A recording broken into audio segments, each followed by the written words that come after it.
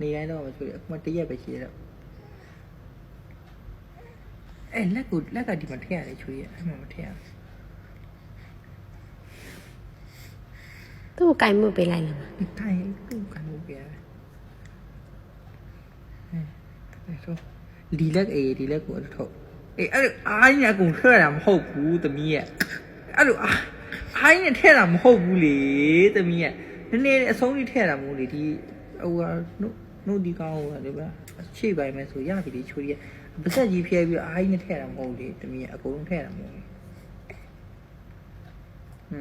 ရပြီဒီလောက်ဆိုရပြီတော်ပြီနည်းနည်းအရှိတိုးလိုက်ကိုယ့်ကိုယ်ကျူရီကိုယ့်ကိုယ်ရ